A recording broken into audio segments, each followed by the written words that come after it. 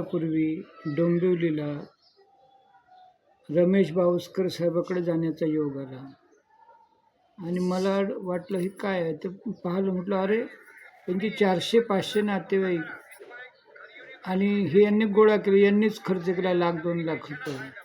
आणि म्हणून मी लेख केला, आता उरलो पुण्यासाठी. तर त्यांनी आवडीने गाडगे महाराजच्या या कार्यक्रमाला यावं.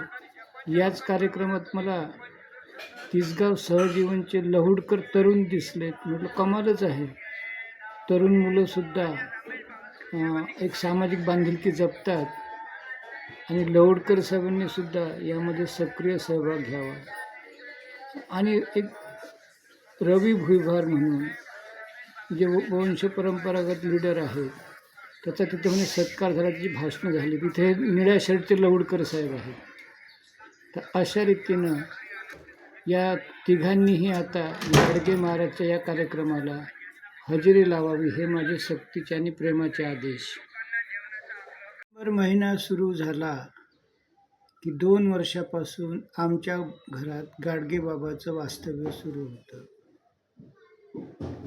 आणि खरोखरच आपली मायमाती सोडून आले, परंतु मायमाती विसरले नाही.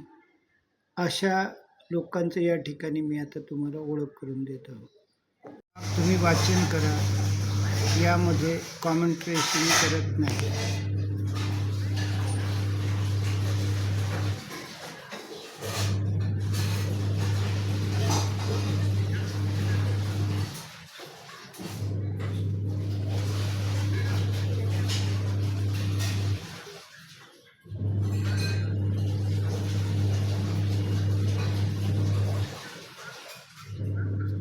वाचण्यासाठी याला आवाज नाही.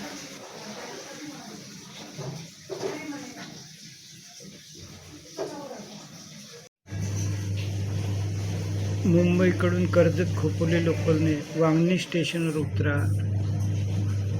त्या ठिकाणी 30 रुपये वगैरे अशी रिक्षा वनलक्ष्मी स्टॉपजवळ घेतात आणि एक्सपर्बिया इमारतीच्या गेटमधून तुम्हाला या ठिकाणी येतात. खूपच सुंदर असं लोकेशन आहे, सप्तशृंगीसारखं.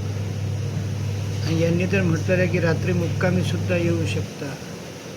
तर हौशे नवशे जे युवक असतात त्यांनी जरूर रात्री मुक्कामी जावं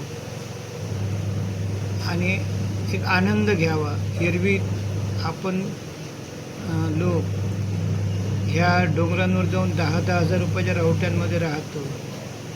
तर हे अशी ठिकाणं म्हणजे आपलं धार्मिक आणि आध्यात्मिक आणि सामाजिक बांधिलकीचे पण